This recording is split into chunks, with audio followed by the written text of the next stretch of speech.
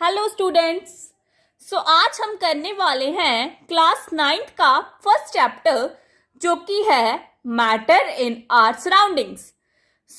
ये chapter 9th class का first chapter है साइंस की बुक का। ठीक है, तो हम इसको पढ़ेंगे, एनसीईआरटी बुक में है ये। चैप्टर जो नाम है वो है मैटर इन आवर सराउंडिंग्स। इसका नाम से ही पता लगता है कि हम इसमें किसके बारे में पढ़ेंगे। हम इसमें पढ़ेंगे मैटर के बारे में। Let's begin. अब जब हमने मैटर के बारे में पढ़ना है तो उसका डिफाइन क्या होगा? उसका डिफाइन ये है, everything around us is called matter. हमारे आसपास जो भी चीजें हैं वो सब मैटर है। ठीक है, atoms and compounds are all made up of small part of matter. Atoms और कंपाउंड्स सब एक स्मॉल पार्ट, मैटर के स्मॉल पार्ट से बनते हैं। ठीक है, और मैटर क्या है? Anything that has mass and space. मतलब जिन चीजों के पास मास है और स्पेस है वो सारा क्या है? मैटर। ठीक है, मतलब हमें इसको ऐसे डिफाइन करना है, anything which have mass and has space. ठीक है, इसमें क्या है, नेक्स्ट हम पढ़ेंगे that matter is classified by Indian philosophers by 5 तत्व। इंडियन फिलोसफर्स हैं जो उन्होंने मैटर को 5 तत्व में क्लासिफाई किया है। अब जो 5 तत्व हैं जिनको इंडियन फिलोसफर ने मैटर में क्लासिफाई किया है, वो कौन कौन से हैं, हमें ये पढ़ना है। First is air. जो एयर है उसको उसमें क्लासिफाई किया है एज अ मैटर। अर्थ उसको, फायर उसको, स्काई एंड वाटर। ये सारे 5 तत्व हैं जिनको इंडियन फिलोसफर्स में क्लासिफाई किया है। ठीक है, हमारा अब जो फर्स्ट टॉपिक है वो है फिजिकल नेचर ऑफ मैटर। इसमें बोथ है, मतलब क्या फिजिकल एंड केमिकल नेचर होता है मैटर का, वो सारा पढ़ेंगे। ठीक है, अब फिजिकल नेचर में क्या है, फर्स्ट पॉइंट तो ये है कि that matter is made up of particles. ठीक है, जो मैटर है वो स्मॉल स्मॉल पार्टिकल्स से बनता है। इसकी मैं आपको एग्जांपल देके समझाऊंगी, आपको आपको समझ नहीं आएगा। तो अब हम एक एक्टिविटी से स्टार्ट करेंगे। उसके बाद जो हमने पढ़ा था that matter is made up of small particles. अब ये स्मॉल पार्टिकल से बनता है तो हम इसके एग्जांपल देखेंगे वो कैसे। पहले हमें पानी चाहिए। इन्होंने एक्टिविटी में ये बताया है कि पहले हमें पानी चाहिए, जो कि तीनों ग्लासेस में हम लेंगे, इक्वल इक्वल पानी लेंगे। ठीक है, इक्वल इक्वल, इतना इतना और इतना। आई थिंक सो ये इक्वल है। ठीक है, यस, नाउ इट्स इक्वल।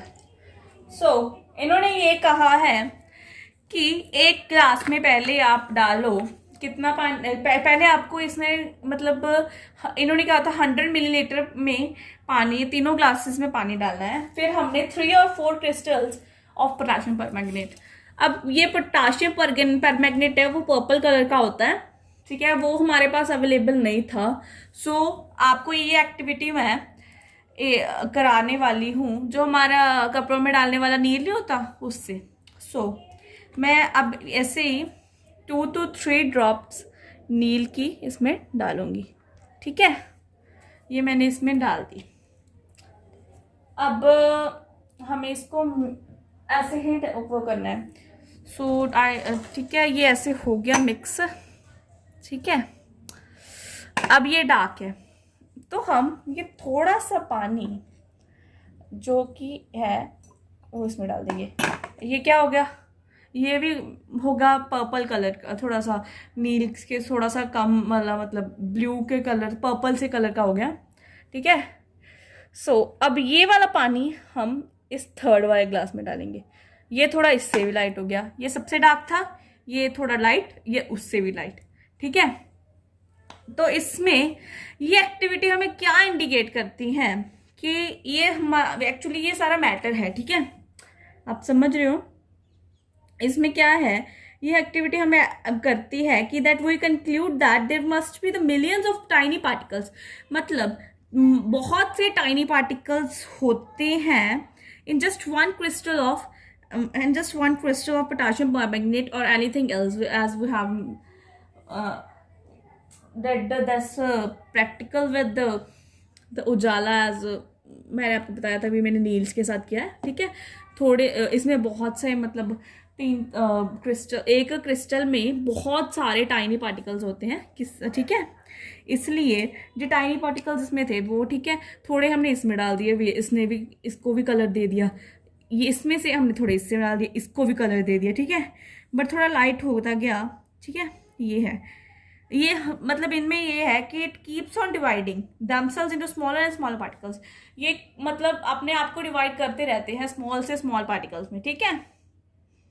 सो अब हम सेकंड टॉपिक करेंगे जो कि है characteristics of the particles of matter.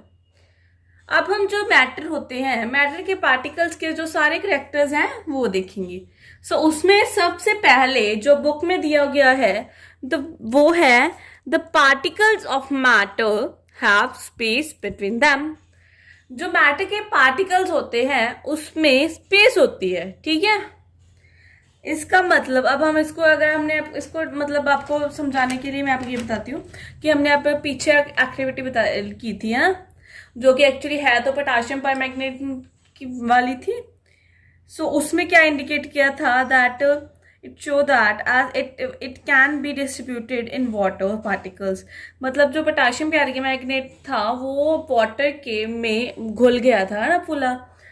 और आपको दिखाती हूँ, वो आपने अब थोड़े टाइम पहले ही हमने किया ना, इसलिए ये पूरा घुल चुका था जो, ठीक है, पोटेशियम परमैंगनेट के था, पूरा घुल जाता है इसमें।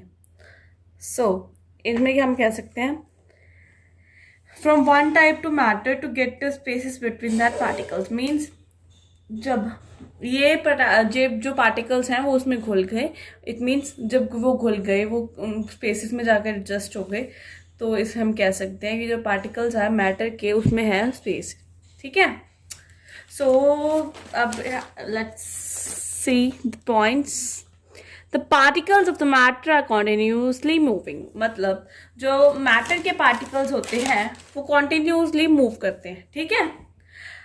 इसमें सेकंड पॉइंट है, ये जैसे जैसे टेम्परेचर राइज होता है तो वैसे वैसे ही पार्टिकल्स मूव फास्टर, ठीक है। जब जैसे टेम्परेचर राइज होगा तो पार्टिकल्स ऑफ कोर्स है वो ना मूव करेंगे, ठीक है।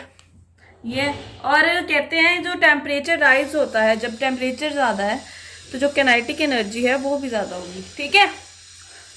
सो अब ये फर्स्ट पॉइंट हो गया जो कि कैरेक्टरिस्टिक्स का था। अब ये कैरेक्टरिस्टिक्स का सेकेंड पॉइंट वो क्या है, there is force of attraction between the particles of matter means, वैसे से पॉइंट तो ये था that particles of matter attract each other. जो पार्टिकल्स होते हैं, ये पार्टिकल है, ये पार्टिकल है, एक दूसरे को अट्रैक्ट करते हैं, ठीक है, अट्रैक्ट करते हैं। There is a force of attraction between particles of matter. ये तो सबको पता है कि जो फोर्स ऑफ अट्रैक्शन होती है एक पार्टिकल्स ऑफ मैटर में, फोर्स की पार्टिकल्स टुगेदर, जो एक फोर्स होती है वो पार्टिकल्स को इकट्ठे रखती है, ठीक है। So the next topic is third topic which was the states of matter. अब ये स्टेट्स ऑफ मैटर क्या होता है, ठीक है। स्टेट्स ऑफ मैटर क्या होता है, ये मैटर की 3 स्टेट्स होती हैं, सॉलिड, लिक्विड एंड गैस। क्या होती है, solid, liquid, gas. So firstly we have to discuss about the solid.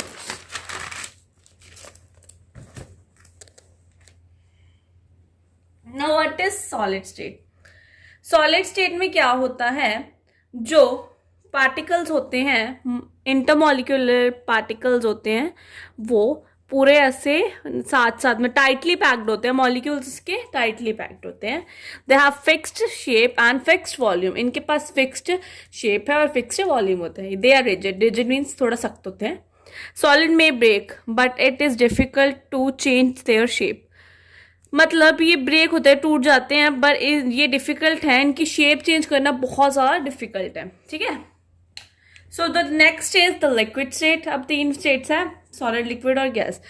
Solid हो गया, अब लिक्विड में जाते हैं। जब लिक्विड है उसमें जो मॉलिक्यूल्स हैं है ना, इंटरमोलिकुलर पार्टिकल्स हैं वो थोड़े थोड़े दूर हैं, ठीक है। So they are not rigid, मतलब ये सख्त नहीं है, ठीक है, ये लिक्विड फॉर्म में होता है। फॉर एग्जाम्पल हम वाटर ले सकते हैं इसकी एग्जाम्पल। अगर ऊपर वाले की लेने चाहते हो तो आप आइस ले सकते हो, ठीक है। So they are not rigid, definite, इनके पास डेफिनेट वॉल्यूम होता है but take the shape of container. इनकी डेफिनेट शेप नहीं होती, डेफिनेट वॉल्यूम जरूर होता है, क्योंकि जब देखो हम कैसे भी शेप के ग्लास में पानी डाल देते हैं वो उस शेप का ही बन जाता है, ठीक है। So the next is the gaseous state. जो तीन में से लास्ट वाली स्टेट है वो है गैसियस स्टेट। गैसियस स्टेट में क्या होते हैं, जो पार्टिकल्स होते हैं बहुत दूर दूर होते हैं। They have no definite shape और वॉल्यूम, इनके पास कोई वॉल्यूम नहीं है, कोई शेप नहीं है, ठीक है। Molecules are not tightly packed, इनके जो मॉलिक्यूल्स आर बिल्कुल भी टाइटली पैक्ड नहीं है, मतलब एक अगर यहाँ है तो दूसरा यहाँ पर, ठीक है।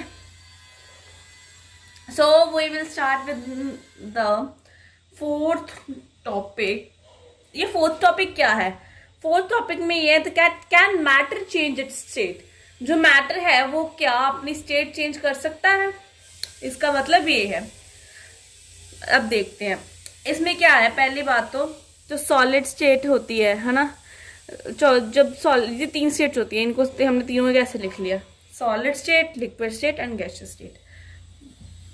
जब हम सॉलिड को हीट करेंगे, मतलब आप एग्जांपल ले लो, आइस को हीट करोगे तो पानी बन जाएगा, ठीक है, लिक्विड स्टेट में आ जाएगा। अब पानी को ही बॉईल करेंगे तो वो गैसियस, वो वेपर्स बन लग जाते हैं ना, वो गैसियस स्टेट में आ जाएगा, ठीक है। ये होगा, हीट किया ये बन गया। अब गैसियस स्टेट मतलब अब हम थोड़ा कूल करेंगे तो लिक्विड स्टेट में आ जाएगा, और लिक्विड को हम कूल करेंगे तो सॉलिड स्टेट में आ जाएगा, ठीक है। It means the states of matter can be change into another by changing their temperature. मतलब टेम्परेचर चेंज करने से इसकी स्टेट्स भी होते हैं, क्या हो जाती है, चेंज हो जाती है, ठीक है। When solid is directly converted into gas with the changing to the liquid state are called sublimation. Without changing, sorry, there's without changing। तीन स्टेट्स हैं, ठीक है, ऐसे चेंज होती है।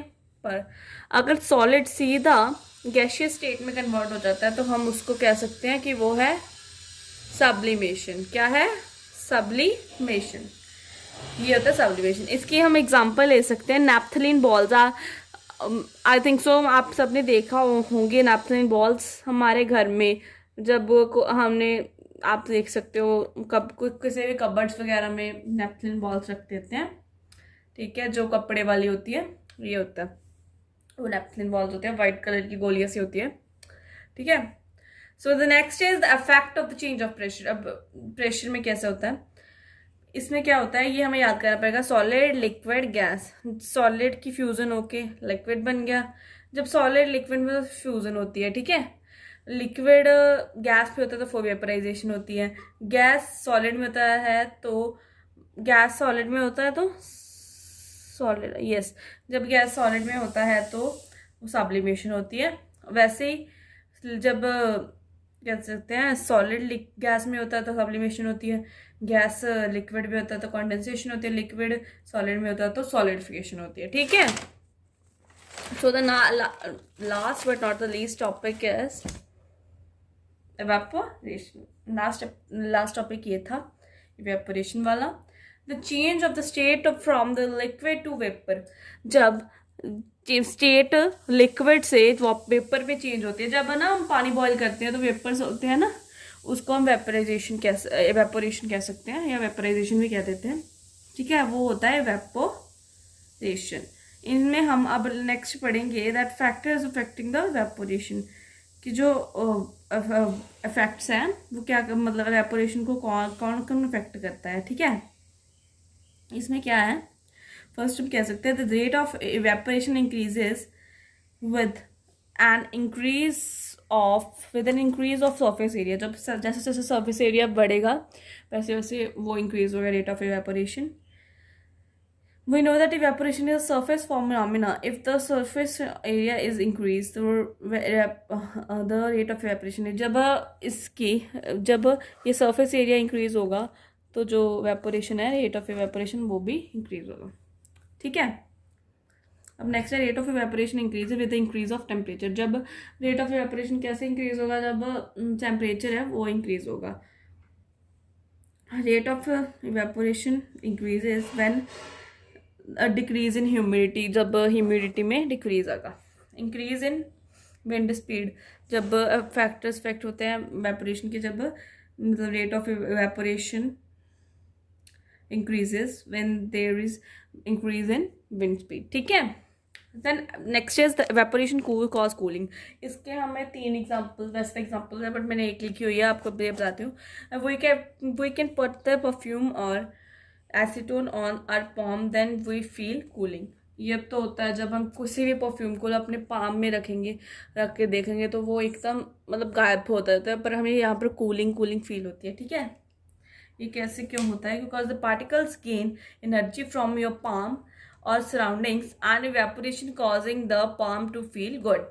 जो पार्टिकल्स होते हैं वो गेन कर लेते हैं एनर्जी को हमारे पाम में से, from the surroundings, and cause the cooling to our palm. ठीक है, सो इसके साथ आपका ये चैप्टर है वो कंप्लीट हो गया है। सो thank you for watching this video. Please like, subscribe, share and hit the bell icon.